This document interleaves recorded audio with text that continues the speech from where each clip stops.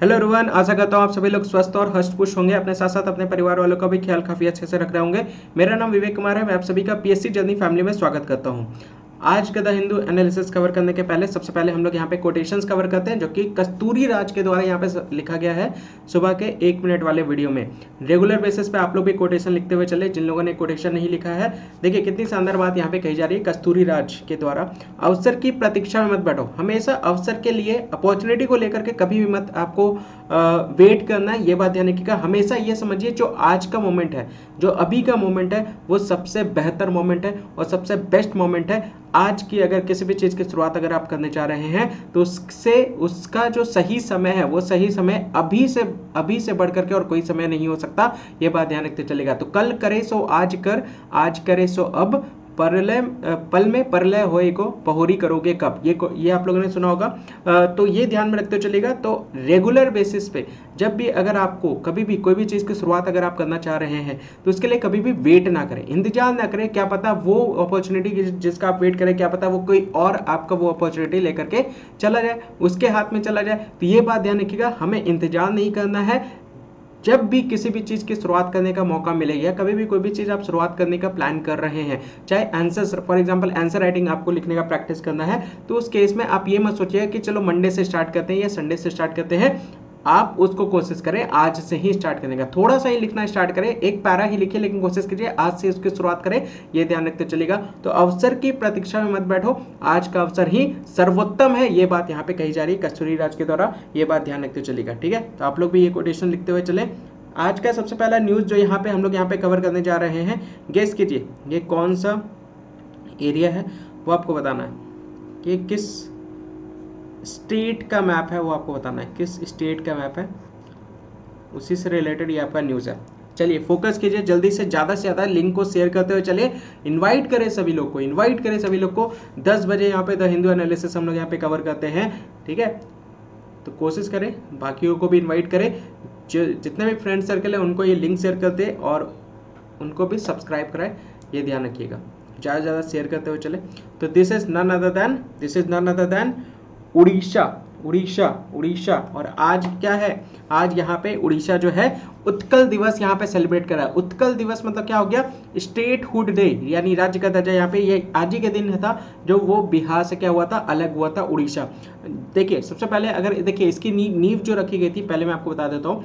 जो अगर मैं बात करूँ, सबसे पहले बंगाल विभाजन की घोषणा की गई थी लॉर्ड कर्जन के द्वारा 1905 में, ठीक है। लेकिन उस समय बंगाल विभाजन नहीं हुआ था, उसी को लेकर के स्वदेशी आंदोलन स्टार्ट हो गया था। 1906 से 1911 तक चला था। फिर दिल्ली दरबार का आयोजन हुआ था, फिर कलकत्ता से राजधानी आपकी शिफ्ट हो गई दिल्ली, और उसी टाइम पे ही क्या हुआ था, 1912 में बिहार जो है वो बंगाल से आपका अलग हो गया था, और बिहार के साथ आपका उड़ीसा का भी हिस्सा था। ये बात ध्यान रखिएगा, वो भी आपका बिहार का ही हिस्सा हुआ करता था उड़ीसा। तो बंगाल विभाजन जो हुआ था वो 1912 में हुआ था, ये ध्यान रखिएगा। और उड़ीसा और बिहार संयुक्त राज्य मिलकर के बिहार कहलाते थे। और उड़ीसा जो बिहार से अलग हुआ है वो अलग हुआ है 1 अप्रैल 1936 को। बंगाल से जो बिहार अलग हुआ है वो आपका 22 मार्च 1912, ये ध्यान रखिएगा। और उड़ीसा से जो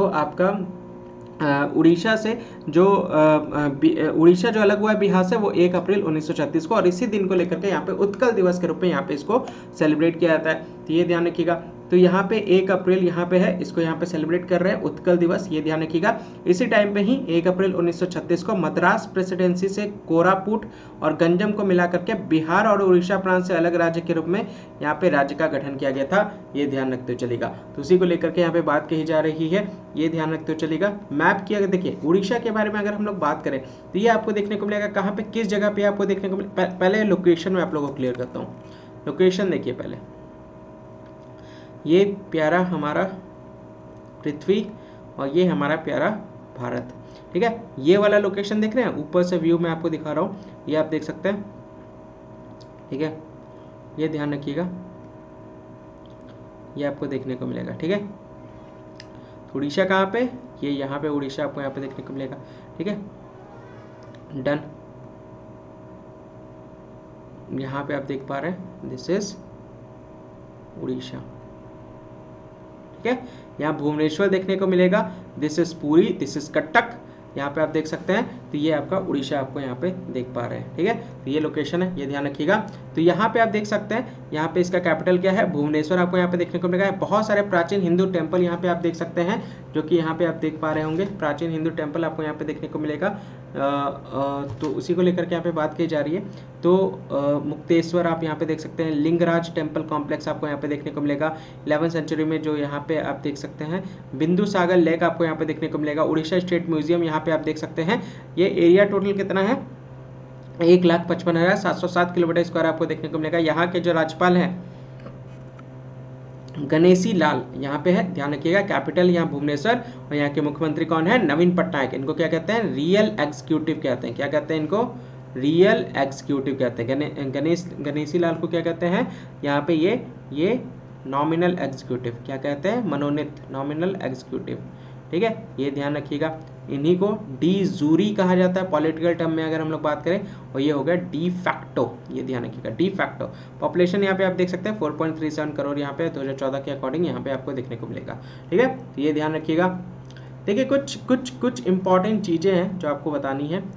ठीक है, जानना बहुत ज़्यादा जरूरी है, इसको लेकर के ये ध्यान में आप रख सकते हैं। तो उड़ीसा के बारे में अगर हम लोग बात करें, चलिए आज का सबसे पहला होमवर्क आप लोग करें। देखिए होमवर्क सभी लोग नहीं करते हैं, होमवर्क लिखते हुए चलिए, अपने पास साथ नोटबुक रखते हुए चलिएगा और होमवर्क लिखिएगा। ठीक है, आपको बताना है क्या ये उड़ीसा का जो बाउंड्री है, क्या ये उड़ीसा का बाउंड्री आंध्र प्रदेश के बाउंड्री के साथ टच करता है क्या, उड़ीसा का बाउंड्री कनेक्ट करता है क्या आंध्र प्रदेश के बाउंड्री के साथ, ये आपको बताना है। और क्या उड़ीसा का बाउंड्री किसके साथ कनेक्ट करता है, आंध्र प्रदेश के साथ कनेक्ट करता है कि तेलंगाना के साथ कनेक्ट करता है, वो आपको बताना है। एक चीज़, ये मैप बेस्ड क्वेश्चन मैंने आपसे पूछा है, हमेशा कंफ्यूजन में लोग रहते हैं, और इस तरह के क्वेश्चन जनरली इंटरव्यू में जनरली आपको देखने को मिलता है, इस तरह के क्वेश्चन पूछे जाते हैं। तो उड़ीसा का बाउंड्री किसके साथ टच करता है, किसी एक के साथ टच करता है, किसी एक के साथ टच नहीं करता। तो मैप को बहुत गौर से देखिएगा, आपको क्लियरिटी पता चल जाएगी कि किसको टच करता है, किसके साथ ये अपना बाउंड्री जो है वो शेयर करता है, किसके साथ नहीं शेयर करता है। ये ध्यान रखिएगा। ये पहला नंबर आज का होमवर्क आपको यहाँ पे देखने को मिलेगा। दूसरा नंबर आप यहाँ पे देख सकते हैं। देखिए कुछ सिंबॉलिक चीज़ है, अगर आप रीजनल लेवल पे या फिर लोकल लेवल पे अगर इस एग्जाम को लेकर के उड़ीसा से रिलेटेड कोई भी एग्जाम अगर आप दे रहे हो तो उसके लिए बहुत ज़्यादा इंपॉर्टेंट है ये स्लाइड, ये ध्यान रखिएगा। और बाकी सभी एग्जाम के लिए क्या इंपॉर्टेंट है वो मैं अभी आपको बताऊंगा। तो एम्ब्लैम यहाँ पे देख सकते हैं, एम्ब्लैम ऑफ उड़ीसा के नाम से जाना जाता है। सॉन्ग यहाँ पे वंदे उत्कल जननी यहाँ पे आप देख सकते हैं। डांस उड़ीसी आप यहाँ पे देख सकते हैं। मैमल की बात करें तो सांबर यहाँ देख सकते हैं। पक्षी की बात करें तो इंडियन रोलर आपको देखने को मिलेगा। मछली की बात करें तो महानदी महसीर देख सकते हैं। ये सब state bird, state fish, state flower आप यहाँ पे देख सकते हैं। स्टेट ट्री की बात करें तो सेक्रेट यहाँ पे आप देख सकते हैं। ठीक है, फूड की बात करें तो पखाला यहाँ पे आप देख सकते हैं, पखला यहाँ पे आप देख सकते हैं स्टेट फूड है। और स्वीट की बात करें तो यहाँ पे आपको रसगुल्ला। ये काफ़ी ज़्यादा न्यूज़ में भी बना हुआ है। ठीक है, काफ़ी ज़्यादा न्यूज़ में बना हुआ है। चलिए दूसरा नंबर होमवर्क आपका ये रहा। ठीक है, क्वेश्चन ध्यान से समझिएगा कि रिसेंटली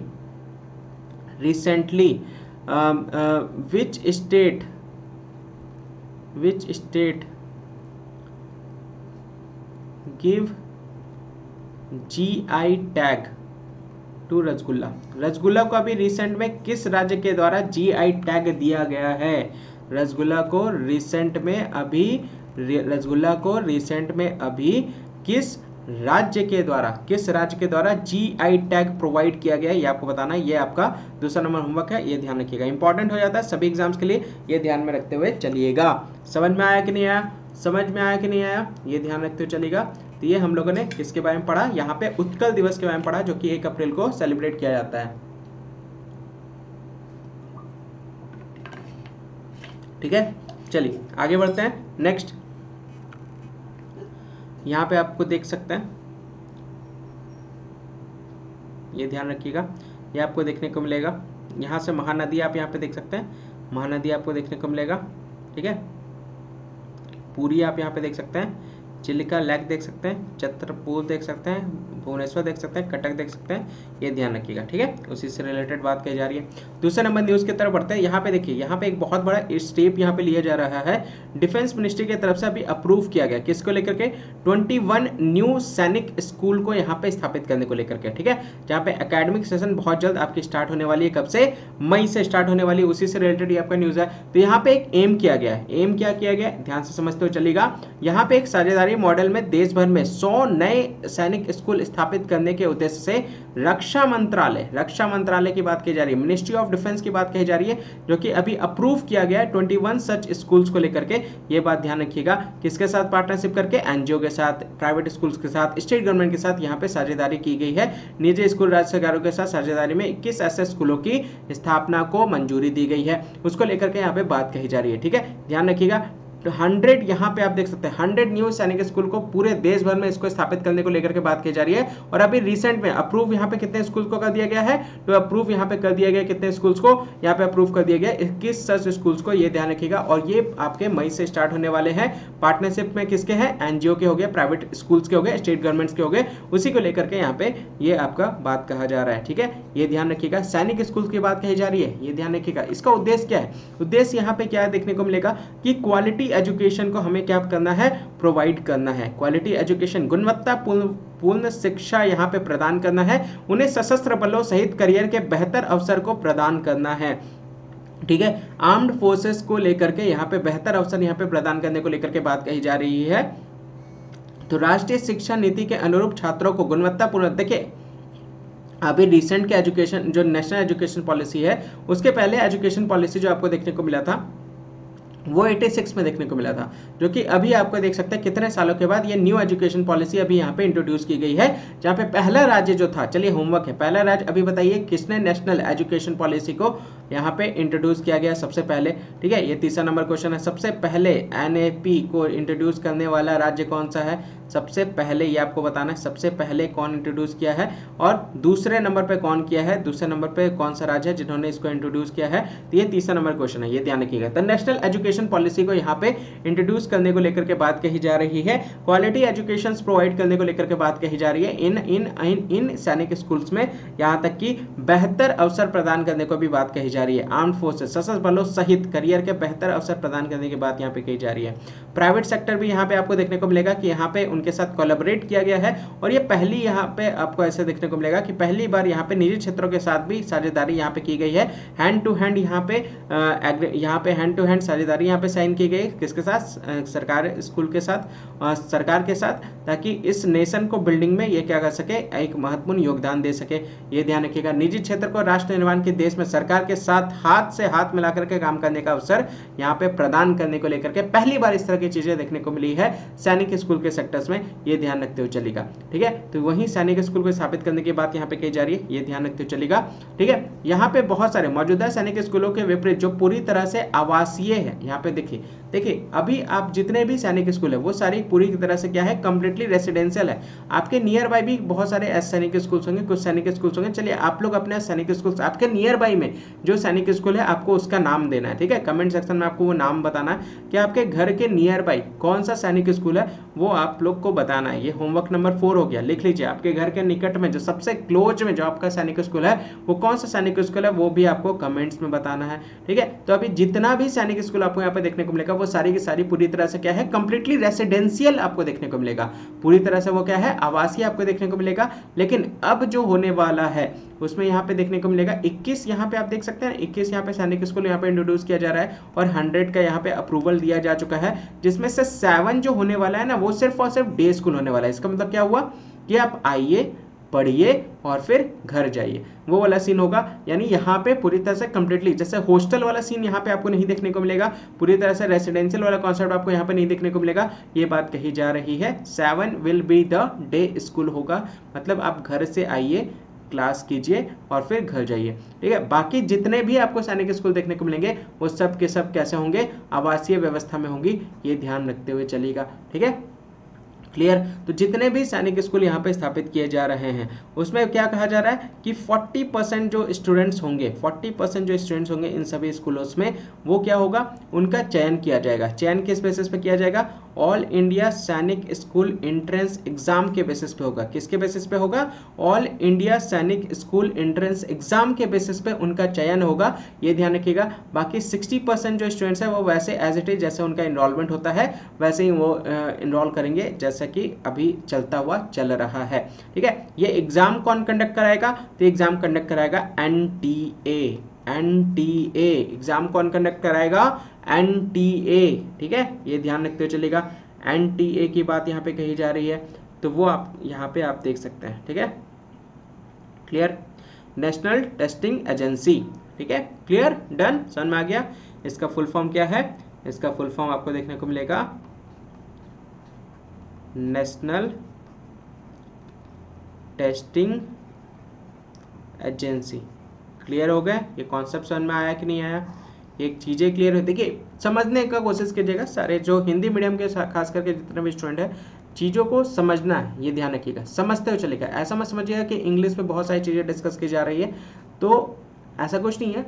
जहाँ पे भी कोई भी डाउट होगा उसको लिख लीजिएगा, और अपने डाउट्स को ना आप कमेंट सेक्शन में या फिर जो PSC journey4@gmail.com है उसमें आप भेज सकते हैं। वहाँ पे आपके डाउट्स को क्लियर किया जाएगा, ये ध्यान में रखते हुए चलेगा। ठीक है, आइए आगे बढ़ते हैं।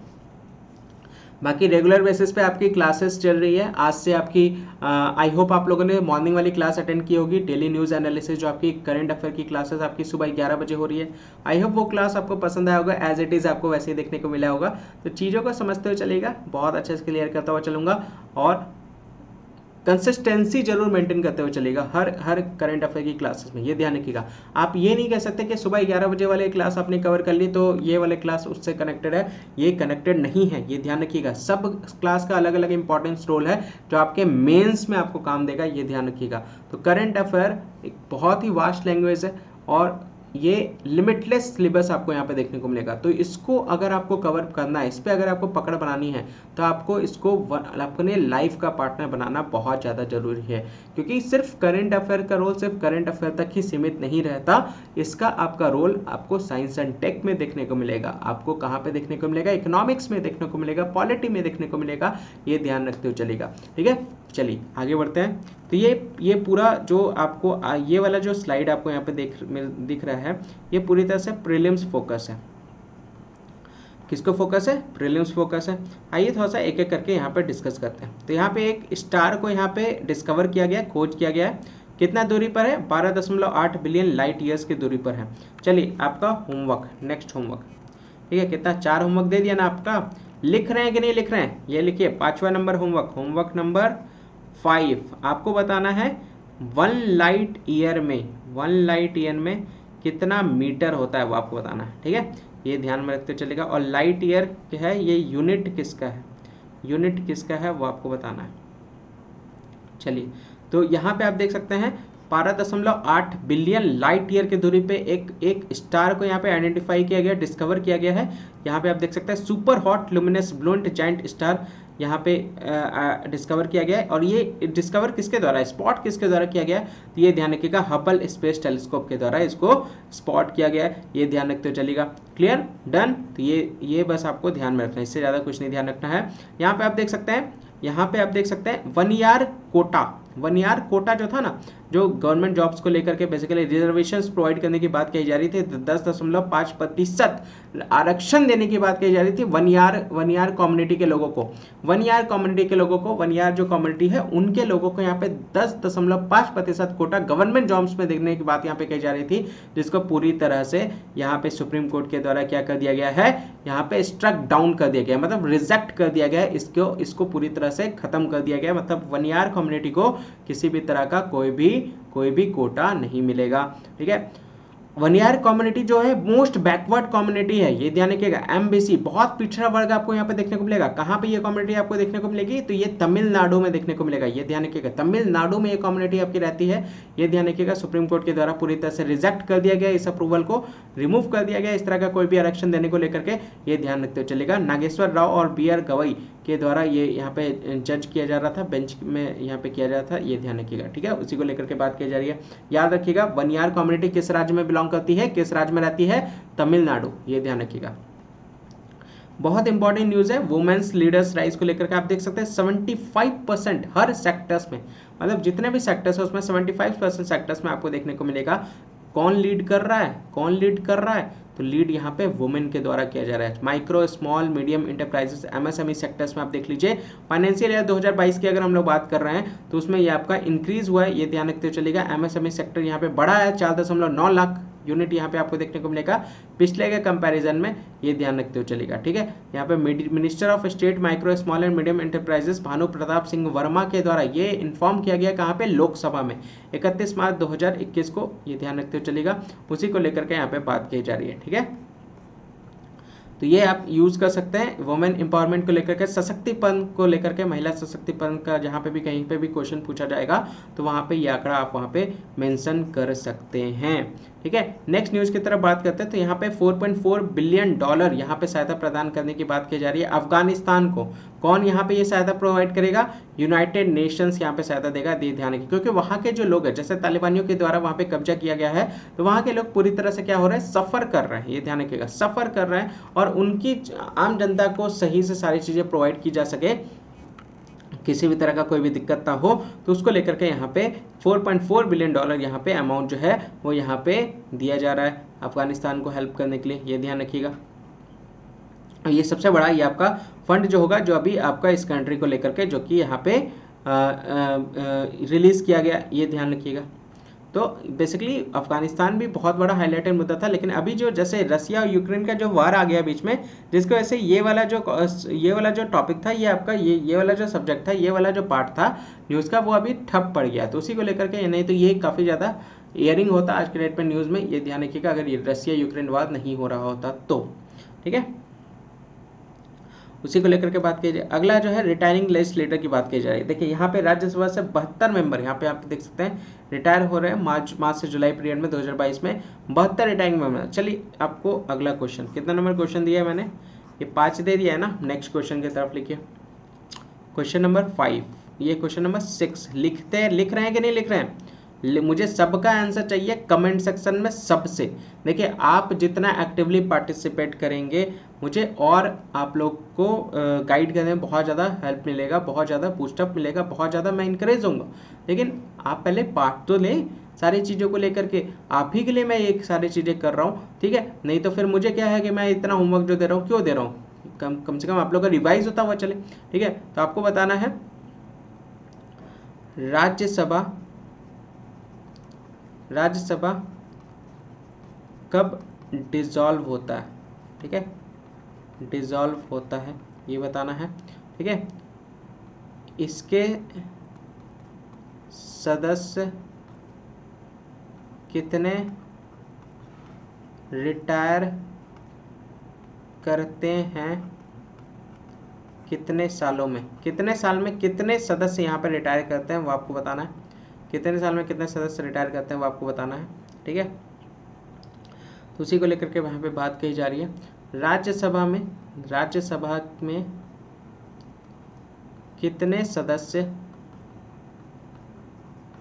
नॉमिनेट होते हैं, मनोनीत होते हैं, नॉमिनेट होते हैं, ये ध्यान रखिएगा, नॉमिनेट होते हैं।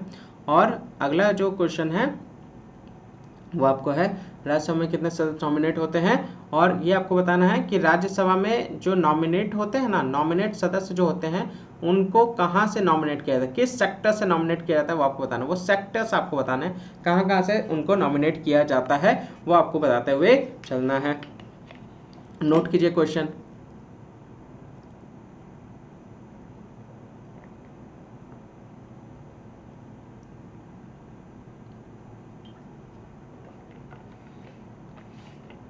ये क्वेश्चंस पॉलिटी के हैं जो कि आपके एग्जाम में पूछे जाते हैं, ये ध्यान में रखते हुए चलिएगा।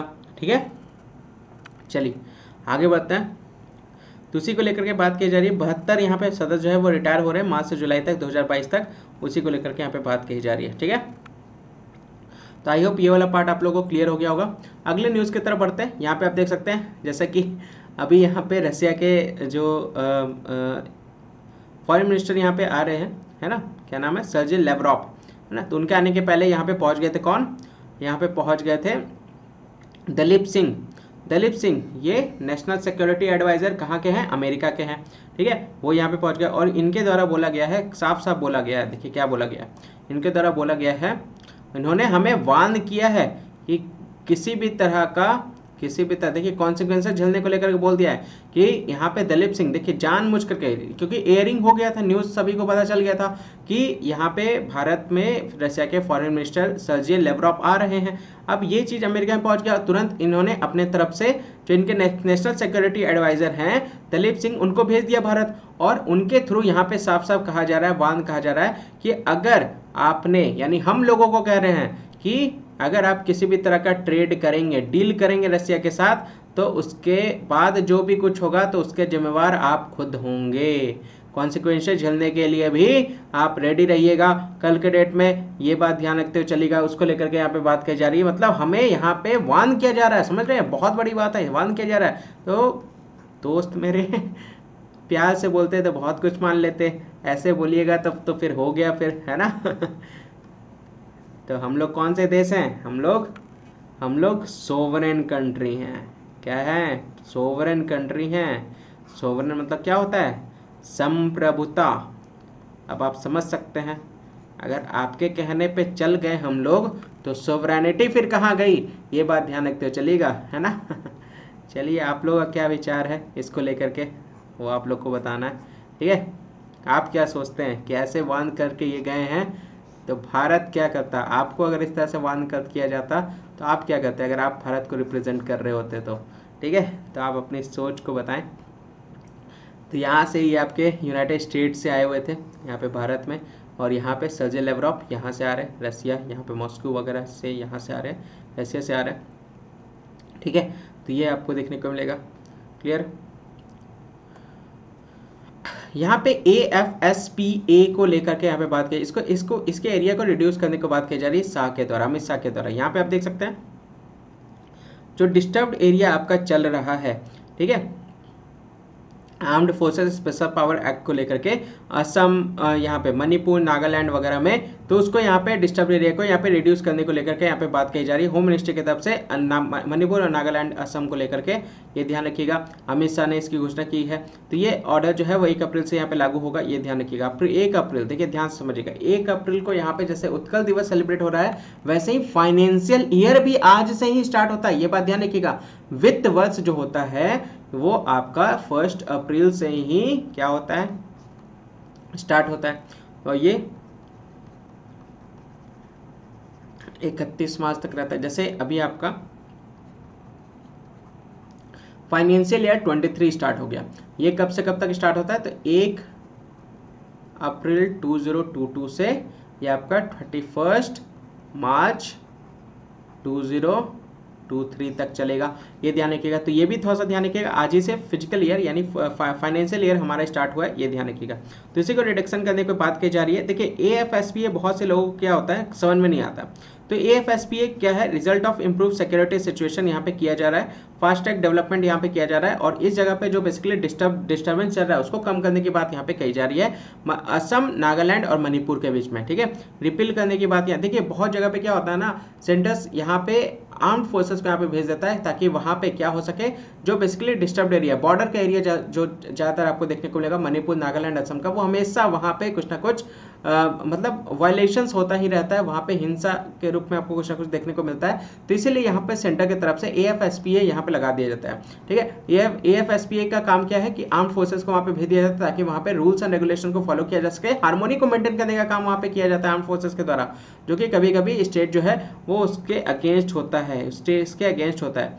यहाँ पे आप देख सकते हैं किस जगह की बात की जा रही है, तो ये असम की बात की जा रही है, नागालैंड की बात की जा रही है, मणिपुर, तो ये वाला एरिया जो है ना, ये वाला एरिया इस वाले एरिया की बात की जा रही है, ये ध्यान में रखते हुए चलेगा, ठीक है। मैप में अगर मैं आपको दिखाऊं तो यहाँ पे आप देख सकते हैं,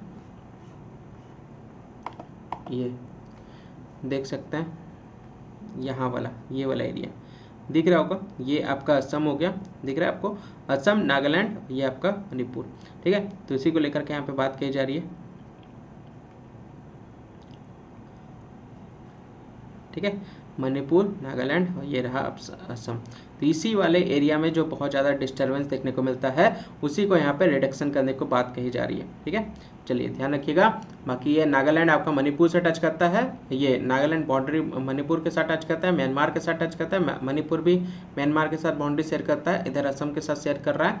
डिब्रूगढ़ यहाँ पे देख सकते हैं, ये ब्रह्मपुत्र नदी है, ये ध्यान रखिएगा, ब्रह्मपुत्र नदी आपको यहाँ पे देखने को मिलेगा। और इधर से ये गंगा नदी, ये देखिए बिहार का यहाँ पे पटना है, पटना से यहाँ पे गंगा नदी यहाँ पे आप देख सकते हैं बांग्लादेश में इंटर कर रही है वेस्ट बंगाल से होकर के, ठीक है। तो उसी को लेकर के बात की जा रही है, ये ध्यान रखिएगा। तो यहाँ पे इम्फाल में आपको देखने को मिलेगा एक कार्यकर्ता है, इसका नाम क्या है, आयरम चानू शर्मिला, 49 साल की आपको देखने को मिलेगा। 16 साल यहाँ पे इनके द्वारा यहाँ पे फास्ट किया गया है, इसको लेकर के 16 year fast against armed forces special power act को लेकर के, जो कि एक पॉलिटिकल डेब्यूट बन गया है 2017 में। ये एक पॉलिटिकल विवाद आपको यहाँ पे देखने को मिलेगा। यहाँ पे यूनियन गवर्नमेंट डिसीजन की तरफ से यहाँ पे इस लॉ को रिमूव करने की बात की जा रही है कुछ कुछ हिस्सों में, जहाँ से असम मणिपुर नागालैंड में खास करके, यानी ये डिस्टर्ब्ड एरिया को रिड्यूस करने की बात की जा रही है असम मणिपुर और नागालैंड में, जहाँ से आर्म फोर्सेस को हटाने की बात कही जा रही है, ये ध्यान रखते हुए चलेगा। AFSPA क्या है, देखिए arm forces special power act जो है वो 11 सितंबर 1958 को पास किया गया था पार्लियामेंट ऑफ इंडिया से, ठीक है। ये स्पेशल पावर देता है किसको, आर्म्ड फोर्सेस को, ये एक्स्ट्रा पावर दे देता है कि आप एनी हाउ अपने पावर को यूटिलाइज करके आपको हार्मोनी को मेंटेन करना है, ये ध्यान रखिएगा। तो असम नागालैंड मणिपुर यहाँ पे आप देख सकते हैं, तो इन जगह पे बेसिकली डिस्टर्ब एरिया में खास करके अरुणाचल प्रदेश, असम, देखिए नॉर्थ ईस्ट स्टेट में हमेशा डिस्टर्बेंस आपको देखने को मिलता है, दूसरी जगह पे ज्यादातर ये आपका आर्म फोर्सेस एक्ट जो है वो आपका लागू किया जाता है, स्पेशल पावर यहाँ पे दी जाती है आर्म्ड फोर्सेस को, ये ध्यान रखिएगा। कहाँ पे डिस्टर्ब एरिया आपको देखने को मिलेगा भारत राज्यों में, तो अरुणाचल प्रदेश, असम, मणिपुर, मेघालय, मिजोरम, नागालैंड एंड त्रिपुरा में यहाँ पे आप देख सकते हैं। इसको बाद में बढ़ा करके जम्मू कश्मीर भी कर दिया गया था, ये बात ध्यान रखिएगा। Jammu Kashmir special power act 1990 को लेकर के, ठीक है, जो कि सितंबर में हुआ था, जुलाई 1990 को यहाँ पे आप देख सकते हैं, जुलाई 1990 को ये वहाँ पे एक्सटेंड कर दिया गया था, ये ध्यान रखिए। कल भी हम लोगों ने इससे रिलेटेड न्यूज़ कवर किया है, ये भी ध्यान में रख सकते हैं। यहाँ पे special power act Jammu Kashmir को लेकर के जो बात यहाँ पे कही जा रही है, ठीक है। आगे बढ़ता है। एमसीक्यू में कवर किया था, हाँ याद आया, एमसीक्यू में हम लोगों ने कवर किया था। ये कंट्रोवर्शियल क्यों रह जाता है, देखिए ये पार्लियामेंट जो है, ये arm forces special power act जो पास की थी 1958 में की गई थी, ये एक्ट जो है वो बहुत ज़्यादा पावर दे देता है किसको, आर्म फोर्सेस को लेकर के, ताकि किसी भी तरह से आपको वहाँ पे क्या करना है, किसी भी तरह से जो विवाद चल रहा है उस विवाद को आपको खत्म करते हुए चलना है। अब 1997 में ये चीज़ें उनसे हटा ली गई थी। 2004 में 5 मेंबर की कमेटी बनाई, जिसकी अध्यक्षता कौन कर रहे थे, BP जीवन रेड्डी। उनके तरफ से सजेस्ट किया गया कि AFSPA को यहाँ पे रिपील कर देना चाहिए, निरस्त कर देना चाहिए, ये ध्यान रखते हुए चलेगा, क्योंकि इससे बहुत सारे लोगों की जान भी जा रही थी। अभी रिसेंट में नागालैंड में भी देखने को मिला था कि एक कंफ्यूजन की वजह से 8 लोकल रेसिडेंट्स की जान चली गई। यहाँ पे AFSPA की तरफ से लगा कि वो बेसिकली दुश्मन है, लेकिन वो दुश्मन नहीं थे, लोकल नागरिक ही थे, उन पे ओपन फायरिंग हो गई थी, जिसकी वजह से उन सभी की जान चली गई थी। तो एम्पावर करता है आर्मी को, ताकि वो किसी के भी घर में जाकर के तलाशी कर सकते हैं, किसी को भी अरेस्ट कर सकते हैं बिना वारंट के। ये इतना एक्स्ट्रा पावर यहाँ पे प्रोवाइड किया जा रहा है इस एक्सट्रीम फोर्सेस को, ये ध्यान रखिएगा। और किसी भी पर्सन को यहाँ पे अरेस्ट कर सकते हैं, उनकी प्रॉपर्टी को भी यहाँ पे सीज किया जा सकता है, ये ध्यान रखिएगा। और ये पुलिस के ऊपर भी ये बात कही जा रही है। Offer protection for army man acting in good faith in their official capacity, prosecution is permitted only after sanction of the central government. किसी की अगर हत्या करनी हो या किसी की जान लेने हो तो उसको लेकर के कोई भी स्टेप्स जो लिया जाएगा वो इनके द्वारा सिर्फ और सिर्फ सेंट्रल गवर्नमेंट के अप्रूवल के बाद ही लिया जा सकता है, ये ध्यान रखिएगा, नहीं तो फिर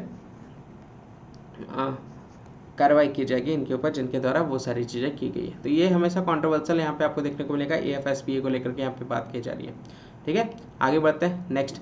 यहाँ पे आप देख सकते हैं तमिलनाडु की तरफ से, तमिलनाडु में जो वनियार कोटा है ना, उसी को लेकर के स्ट्राइक डाउन यहाँ पे कर दिया गया, उसी को लेकर के न्यूज़ है। 10.5% रिजर्वेशन जो देने की बात कही जा रही थी उसको यहाँ पे खत्म कर दिया गया है, ये ध्यान रखिएगा। कोई भी किसी भी तरह का कोई भी most backward community, Vanniyar community को कोई भी यहाँ पे रिजर्वेशंस नहीं प्रोवाइड किया जाएगा। Equal laws would be applied to all in the same situation. देखिए यहाँ पे क्या बोला जा रहा है, देखिए यहाँ जजमेंट दिया जा रहा है किसके द्वारा, सुप्रीम कोर्ट के तरफ से, कि यहाँ पे सभी को समान अधिकार देने का अधिकार यहाँ पे प्रोवाइड किया जा रहा है, सब चाहे कोई भी सिचुएशन क्यों ना हो। There should be no discrimination, किसी के साथ भी कोई भी भेदभाव नहीं होना चाहिए, कोई भी एक पर्सन और किसी के भी दूसरे पर्सन के साथ। हमारा मौलिक अधिकार भी ये आपका बात करता है, फंडामेंटल राइट में भी आपको ये देखने को मिलेगा, राइट टू इक्वलिटी। चलिए मुझे बताइएगा अगला number question, homework number 7, right to equality हमारे संविधान में किस अनुच्छेद में जिक्र किया गया है। राइट टू इक्वलिटी के बारे में आपको बताना है, समानता का अधिकार हमारे संविधान में किस अनुच्छेद में इसके बारे में जिक्र किया गया है वो आपको बताना है। Clarification should be never be arbitrary, ये आपको बताना है। आर्बिट्री नहीं होना चाहिए, आर्टिफिशियल और इन्वेसिव नहीं, मतलब किसी के पक्ष में ज़्यादातर नहीं होना चाहिए, ये ध्यान रखिएगा। सभी के लिए समान होना चाहिए, उसी को लेकर के बात की जा रही है। तो किस अनुच्छेद से किस अनुच्छेद तक राइट टू इक्वलिटी का कॉन्सेप्ट आपको हमारे संविधान में देखने को मिलता है, क्योंकि ये क्वेश्चन पूछा गया है, ये ध्यान रखिएगा। जनरली इस तरह के क्वेश्चन पूछे जाते हैं। ठीक है, चलिए आगे बढ़ते हैं। नेक्स्ट यहाँ पे आप देख सकते हैं बेल्ट लाइटनिंग को लेकर के यहाँ पे बात की जा रही है। Protester clashing with police outside Sri Lankan president Gotabaya Rajapaksa residence in Colombo on Thursday night after government announce 3 hour power cut on the, देखिए 13 घंटे पावर कट अब डेली बेसिस पर हो रहे हैं। यहाँ देख सकते हैं उनके घर के बाहर में ये प्रदर्शन हो रहा है, राष्ट्रपति के घर के बाहर में, राजपक्षे के घर के बारे में 13 घंटे तक बिजली यहाँ पे अब कटौती हो रही है। कल हम लोगों ने, याद होगा कल हम लोगों ने कवर किया था, पहले 7 घंटे की बिजली कट होती थी, फिर ये अब बढ़ करके 10 घंटे हुए थे, और 10 से फिर ये अब कितने घंटे बिजली जा रही है, 13 घंटे बिजली यहाँ पे जा रही है। क्यों जा रही है 13 घंटे बिजली? क्योंकि अब इनके पास ना जो फ्यूल थे बिजली को लेकर के, वो अब उस फ्यूल खत्म होने पे कगार पे है, और अगर ये 24 घंटा लाइट देंगे तो ऑब्वियस सी बात है फ्यूल बहुत जल्दी खत्म हो जाएगा, फिर लाइट को लेकर के समस्या आ पाएगी। तो फ्यूल खरीदने तक के भी पैसे नहीं है, तो उसी को लेकर के यहाँ पे देख सकते हैं, तो ये आपका कटौती की जा रही है ताकि फ्यूल को हम सेव कर सकें। यहाँ पे आप देख सकते हैं Sri Lanka Tamil Stalin tells prime minister को लेकर के जितने भी एसेंशियल ड्रग्स वगैरह है वो श्रीलंका तमिल को यहाँ पे प्रोवाइड किए जा रहे हैं, स्टालिन की तरफ से प्राइम मिनिस्टर को बताया जा रहा है। देखिए यहाँ पे बोला जा रहा है, देखिए 2017 में ये आपका जीएसटी आया था। जीएसटी को लेकर के जो भी एसेंशियल ड्रग्स वगैरह जो थे, जो भी एसेंशियल आइटम्स थे, वो सारे आइटम जो थे उसका एक्सटेंशन 5 साल तक कर दिया गया था। तो अभी यहाँ पे बोला जा रहा है श्रीलंका की तरफ से और क्या पे अभी इसको रद्द ना करें, इसको और एक्सटेंड कर दे। जो बेसिकली एसेंशियल आइटम जो है ना उसको भेजने को लेकर के उसी प्राइस से भेजे जिस प्राइस में पैसा पहले आप भेजते थे, ये ध्यान रखते हुए चलेगा ताकि हम लोग का भी उसमें गुजारा हो सके। तो Tamil Nadu chief minister MK. Stalin Thursday को यहाँ पे नरेंद्र मोदी जी से मिले थे न्यू दिल्ली में, और उनको रिक्वेस्ट किया है कि परमिशन स्टेट को दे कि वो सप्लाई कर सके essential community life saving drugs to the Sri Lankan Tamil who have been severely affected by the economic crisis in the country. यहाँ पे परमिशन लिया जा रहा है स्टालिन की तरफ से कि हम उनको सारी चीज़ें प्रोवाइड कर सकें। ये ध्यान रखिएगा, जो चीज़ की जरूरत है, जो एसेंशियल आइटम्स है, जो दवाई वगैरह हैं, वो सारी उनको प्रोवाइड किया जा सके। इस बात को लेकर के यहाँ पे बात कही जा रही है मिस्टर मोदी की तरफ से। यहाँ पे आप देख सकते हैं इंडियन स्टूडेंट्स के लिए भी यहाँ पे फेवर देखने को बात की जा रही है। उनके लिए भी रास्ता इनके द्वारा ढूंढा गया था, जो यूक्रेन से निकल करके यहाँ पे पहुंचे हैं, उनको भी मेडिकल एजुकेशन के लिए जो यूक्रेन गए थे उनके लिए भी सहायता यहाँ पे मोदी जी के द्वारा प्रोवाइड की गई थी। उनको वहाँ से निकाला गया था। हालांकि एक स्टूडेंट की जान चली गई थी उस वार में, लेकिन बाकी फिलहाल उसमें कोई भी और भी किसी भी तरह का कोई भी क्षति हानि नहीं देखने को मिला। ठीक है, तो उसी को लेकर के यहाँ पे बात की जा रही है। हाईलाइट यहाँ पे आप देख सकते हैं, early approval phase 2 of the Chennai metro rail project under 50-50 equity sharing basis between central. देखिए यहाँ पे चेन्नई मेट्रो रेल को लेकर के यहाँ पे प्रोजेक्ट को लेकर के फेज 2 की बात यहाँ पे कही जा रही है। 50-50 शेयरिंग यहाँ पे आपको देखने को मिलेगा, 50% सेंटर 50% स्टेट गवर्नमेंट वहाँ पे कंट्रीब्यूट करेगा। Drop the neutrino observatory sector को, इस प्रोजेक्ट को यहाँ पे ड्रॉप करने की बात की जा रही है। स्पेंट न्यूक्लियर फ्यूल की यहाँ पे बात की जा रही है, back to Russia institute of storing it in the Kudankulam, यहाँ पे उसको लेकर के बात की जा रही है। ठीक है, extend the period of GST compensation. देखिए जीएसटी कंपनसेशन को एटलीस्ट 2 साल बढ़ाने की बात की जा रही है, जून 2022 में जो आपका खत्म होने वाला है, ये ध्यान रखिएगा। देखिए जीएसटी कंपनसेशन जो अभी आपको बताया ना, ये कब लागू हुआ था, ये 1 जुलाई 2017 से 5 साल के लिए था। तो 31 जून 2022 तक ये आपका सीमित रहेगा कंपनसेशन जो जीएसटी के बेसिस पे प्रोवाइड किया जा रहा था। अब वो खत्म होने के कगार पे है, तो वही रिक्वेस्ट यहाँ पे किया जाए कम से कम इसको 2 साल के लिए और बढ़ा दे जीएसटी कंपनसेशन की जो बात यहाँ पे किया जाए। ट्रांसफर ऑफ लैंड जो है वो अब नॉट यूज बाई सिल to the state government. National education policy 2020 को रिवोक करने की बात यहाँ पे कही जा रही है। यहाँ पे नारिकरो कुर्विक्कर कम्युनिटीज जो है उसको एसटी के ट्राइब में रखने की बात यहाँ पे कही जा रही है। तो ये सारे मुद्दों पर यहाँ पे डिस्कशन किया गया एम.के. स्टालिन और मोदी जी के बीच में। यहाँ पे केजरीवाल जी के द्वारा आप देख सकते हैं ई ऑटो को यहाँ पे डेब्यू किया जा रहा है दिल्ली रोड में। यहाँ पे आप देख सकते हैं 3500 ड्राइवर आप देख सकते हैं, 500 वुमेन आपको यहाँ पे देखने को मिलेगा, उन्होंने अपने गुजारा चलाते हैं। यहाँ पे फ्लैग ऑफ किया जा रहा है, ये ध्यान रखते हुए चलेगा। बस डिपोट इंद्रप्रस्थ है। ठीक है, यहाँ पे आप देख सकते हैं, यहाँ पे फाइन को लेकर के बात की जा रही है। देखिए जो लेन है ना, रोड का जो लेन होता है उस लेन में बोला जा रहा है कि जो लेन होता है बस का, ठीक है, बस का कौन सा लेन होता है, बस का ये वाला लेन होता है, ठीक है। इस तरफ से अगर आ रही है बस तो इधर से जा रही है, तो ये आपका ये बेसिकली देखिए बस का लेन हमेशा साइड वाला होता है, ये ध्यान रखिएगा।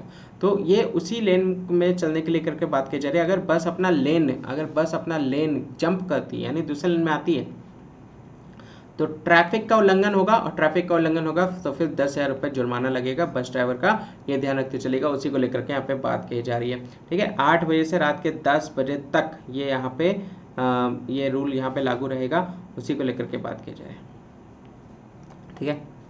देखिए अभी गर्मी आ रही है, गर्मी आने के साथ साथ मैं तो कहूँगा कि घड़ा खरीदना स्टार्ट कर दे, है ना। बॉटल में पानी, जो प्लास्टिक की बॉटल्स है उसमें पानी रखने से अच्छा है घड़ा का पानी पिए। ये आपका स्वच्छ भी होता है, स्वास्थ्य के लिए भी सही रहता है, और इनके लिए भी काफ़ी ज़्यादा बेहतर आपको यहाँ पे देखने को मिलेगा जो ये बनाते हैं, ठीक है। उनका भी थोड़ा सा फ़ायदा मिल जाएगा। तो कोशिश कीजिएगा आप लोग घड़ा खरीदने का, मिट्टी का घड़ा, ठीक है, उसी से आप लोग उसी का पानी पीते हुए चलेगा, स्वास्थ्य के लिए काफ़ी ज़्यादा बेहतर है आपका होता रहता है, ये ध्यान रखिएगा। इसके साथ साथ एक बात और मैं आपको बता दूँ कि कोशिश कीजिएगा ना थोड़ा सा घर के बाहर भी थोड़ा पानी भर करके रख देने का, ताकि जो पक्षी वगैरह हैं उनको भी कभी प्यास लगे तो वो पानी आकर के पी सके, ठीक है। तो ये ध्यान रखिएगा।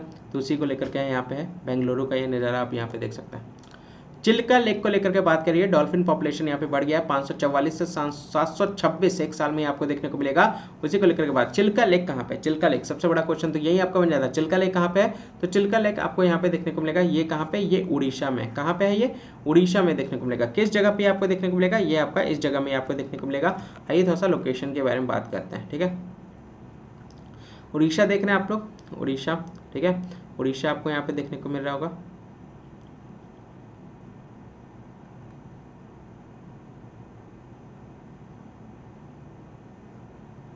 दिख रहा है आपको, दिस इज चिल्का लेक, दिखा कि नहीं दिखा, ये देखिए चिल्का लेक, ठीक है। ये बलुगांव, ब्रह्मगिरी, मणिकापटना, सतपड़ा, यहाँ पे आप देख सकते हैं ये चिल्का लेक आपको यहाँ पे देखने को मिलेगा, ठीक है। यहाँ पे आप देख सकते हैं चिल्का लेक, ठीक है। यहाँ पे पश्चिमी घाट, कालीकोटे फॉरेस्ट आपको यहाँ पे देख सकते हैं, तो यहीं पे चिल्का लेक है। और अगर हम लोग बात करें तो भुवनेश्वर आपको यहाँ पे देखने को मिलेगा। भुवनेश्वर यहाँ पे आप देख सकते हैं, इधर आपको कोणार्क वगैरह आप देख सकते हैं, कोणार्क वगैरह है, ठीक है। पूरी आप यहाँ पे देख सकते हैं, पूरी वगैरह है यहाँ पे आप देख सकते हैं, ठीक है। ये ध्यान रखिएगा। तो क्या बात कीजिए, देखिए ये एक ब्रैकिश वाटर लगून है। लगून क्या होता है, लगून क्या होता है पहले मैं आपको बता दूं। तो एशिया का लार्जेस्ट सॉल्ट वाटर लगून ये आपको देखने को मिलेगा, जो कि बंगाल की खाड़ी से आपका अलग हुआ है, ठीक है। लगून क्या होता है, लगून क्या होता है पहले मैं हम लोग उसके बारे में बात करते हैं। लगून क्या होता है, तो बड़े वाटर बॉडी से अगर कुछ हिस्सा पानी का अलग होकर के जमा जो हो जाता है ना, उसको बेसिकली लगून कहते हैं। ये ज्योग्राफी में हम लोग इसके बारे में पढ़ेंगे, ठीक है। तो यहाँ पे आपका बंगाल की खाड़ी है, बंगाल की खाड़ी इधर है ना, बंगाल की खाड़ी, बे ऑफ बंगाल, बंगाल की खाड़ी आप यहाँ पे देख सकते हैं। तो बंगाल की खाड़ी से कुछ पानी यहाँ पे अलग होकर के यहाँ पे जमा हो गया है, और यही आपका क्या है, ये आपका लगून है। तो चिल्का लेक का भी ऐसे ही कुछ सिनेरियो है, ये ध्यान रखिएगा। तो चिल्का लेक भी आप यहाँ पे देख सकते हैं, बंगाल की खाड़ी से अलग होकर के यहाँ पे आपको देखने को मिलेगा। तो यहाँ पे 1100 स्क्वायर किलोमीटर के एरिया है, जो कि पश्चिमी तट को ये आपका क्या कर रहा है, कवर कर रहा है उड़ीसा में। ये वाटर जो स्प्रेड हुआ है, लगून वेराइज फ्रॉम 1165 से 906 स्क्वायर किलोमीटर मानसून और समर में ये आपको देखने को मिलेगा। 32 किलोमीटर लॉन्ग है, नैरो है, और ऑटो चैनल कनेक्ट जो है वो बंगाल की खाड़ी से आपका कनेक्टेड है, ये ध्यान में रखते चलेगा। चिल्का लेक, ठीक है, क्लियर। कल मैंने आपको होमवर्क दिया था, ठीक है, होमवर्क दिया था, ये ध्यान रखिएगा। कल का होमवर्क आप देख सकते हैं। तो आप लोगों से पूछा गया था कि a famous Mughal emperor abolish the religious tax jizya. तो जजिया कर 1579 में किसके द्वारा खत्म किया गया था, हटाया गया था। तो यहाँ पे आप देख सकते हैं, ठीक है, no taxation without representation. Visual यहाँ पे देख, Mughal emperor who abolish the jizya tax in 1579 and the Mughal emperor who revived it, वापस से उसको जो रिवाइव किया था। तो यहाँ पे आप देख सकते हैं, तो अकबर एबॉलिश्ड इट, अकबर के द्वारा इसको एबॉलिश किया गया था, हटाया गया था और औरंगजेब ने इसको वापस से इंट्रोड्यूस किया गया था, ये ध्यान रखते चलेगा। तो ये आपका न्यूज़ था। बाकी यहाँ पे आप देख सकते हैं ये छः जो आपका क्वेश्चन है उसका आंसर भी आपको यहाँ पे मैंने अटैच कर दिया है, यहाँ पे आप देख सकते हैं। तो ये थोड़ा सा ध्यान में रखते हुए चलेगा, इसको थोड़ा सा कवर कीजिएगा। आज का जो होमवर्क है वो आपका ये, और आप लोग होमवर्क नहीं कर रहे हैं, ये ध्यान रखिएगा। होमवर्क है ये, होमवर्क नंबर 7 आपको यहाँ पे देखने को मिलेगा। यहाँ पे कितना नंबर होमवर्क था, ये कहाँ था, कहाँ होमवर्क, ये आपका कहाँ दिया है होमवर्क, होमवर्क नंबर 7 दिया है ना यहाँ पे, राइट टू इक्वलिटी को लेकर के होमवर्क नंबर 7, ये आपका होमवर्क नंबर 8, ये होमवर्क नंबर 8 है। तो आपको यहाँ पे देख सकते हैं, यहाँ पे 9 क्वेश्चन है आपका, सर्च कीजिएगा थोड़ा सा इन सभी क्वेश्चंस को लेकर के, ठीक है, ठीक है। और यहाँ पे आप देख सकते हैं which East India Company coin inspired the logo, तो ये लोगो जो है वो किस ईस्ट इंडिया कंपनी की तरफ से इंस्पायर्ड है वो आपको बताना है। तो यहाँ पे रिजर्व बैंक ऑफ इंडिया को लेकर के बात की जा रही है, जो अस्तित्व में कब आया था, 1 अप्रैल 1935 में आया था, उसी से रिलेटेड ये आपका बेसिकली क्वेश्चन है। तो ये जो लोगो है वो किस ईस्ट इंडिया कंपनी से इंस्पायर हुआ था वो आपको बताना है, ठीक है। तो ये होमवर्क था आज का, ये आपका होमवर्क है। और ये आपका होमवर्क नंबर 9, होमवर्क नंबर 9। देखिए इतने सारे होमवर्क मैंने दिए हैं आपको, होमवर्क कीजिए, इसी बहाने क्या होता है ना, रिसर्च कीजिए, एनालाइज कीजिए, थोड़ा सा R&D कीजिए, थोड़ा सा आप लोग चीज़ों को सर्च कीजिए। उससे क्या होगा ना, थोड़ा सा चीज़ें एनालाइजिंग पावर आप लोग की बढ़ेगी। थोड़ा सा सर्च करते हुए चलिए कहाँ पे क्या क्या चीज़ें हैं और कहाँ से ये सारे क्वेश्चंस पूछे गए हैं, थोड़ा सा उसको एनालाइज करते हुए चलो। इसका सेपरेट, इसको MCQ का क्वेश्चंस का सेपरेट नोट्स बनाएं, ठीक है। सुबह में 11:45 में MCQ होता है ना, वैसे वहीं पे इसको ऐड करते हुए चलिए इन सारे क्वेश्चंस को, ये ध्यान रखिएगा। तो यहाँ पे क्वेश्चन पूछा जा रहा है rising and accelerating MSME performance को लेकर के यहाँ पे बात की जा रही है, रैम्प जो कि सपोर्ट किया गया ग्लोबल इंस्टीट्यूशन की तरफ से, ये बात ध्यान रखिएगा। किस ग्लोबल इंस्टीट्यूशन की तरफ से सपोर्ट किया गया, कौन सा सेक्शन रेलवे का आपको यहाँ पे देखने को मिलेगा जो कि 100% इलेक्ट्रिफिकेशन हो चुका है, किस जोन में वो आपको बताना है। काजीरंगा नेशनल पार्क जो है वो किस भारत की नदी में, इंडियन रिवर में आपका स्थित है, वो आपको बताना है। कौन सा बैंक की तरफ से Indian consumer banking business of city bank यहाँ पे एक्वायर किया गया है, वो आपको बताना है। तो ये 4 क्वेश्चन है होमवर्क नंबर 9 में। तो इन सभी क्वेश्चंस को अटेम्प्ट करें, ठीक है। 9 का जैसे पार्ट 1 हो गया, पार्ट 2 हो गया, पार्ट 3 हो गया, पार्ट 4 हो गया, ऐसे करके आंसर करें कमेंट सेक्शन में, मुझे भी अच्छा लगेगा। और कोशिश करें ज़्यादा से ज़्यादा सेशन को शेयर करने का, ठीक है। शेयर को ज़्यादा से ज़्यादा शेयर करें, बाकी लोग तक पहुँचाएं। ये न्यूज़ एनालिसिस रेगुलर बेसिस पे कवर कर रही है मंडे टू सैटरडे तक, तो आपको इसको बहुत अच्छे से इसको कवर करना पड़ेगा, ठीक है। तभी जा करके थोड़ा बहुत आपका करंट अफेयर पे पकड़ आ पाएगी, और करंट अफेयर में पकड़ आ गई डेट मीन्स बाकी सब्जेक्ट भी धीरे धीरे अच्छे होते हुए चलेंगे, बेहतर होते हुए चलेंगे, ठीक है। तो इसको लाइक भी कर दीजिएगा और शेयर भी करना ना भूलें। सब्सक्राइब अगर आपने नहीं किया है तो सब्सक्राइब कर लीजिएगा। किसी भी तरह का अगर कोई भी डाउट हो तो जरूर पूछिएगा मेरे यहाँ पे pscjourney4@gmail.com पे, आपके डाउट्स को वहाँ पे क्लियर किया जाएगा। कोई सजेशन देना हो, कुछ फीडबैक देना हो तो आप मुझे यहाँ पे दे सकते हैं। अगर आपने चैनल ज्वाइन नहीं किया है तो यहाँ पे चैनल ज्वाइन कर लीजिएगा। डिस्क्रिप्शन में आपको चैनल लिंक आपको मिल जाएगा, टेलीग्राम चैनल लिंक, पेज मिल जाएगा, ट्विटर ID मिल जाएगा, उसको फॉलो कर लीजिएगा और रेगुलर बेसिस पे सारे क्लासेस ज्वाइन करें। आज के लिए बस इतना ही। जय हिंद, जय भारत।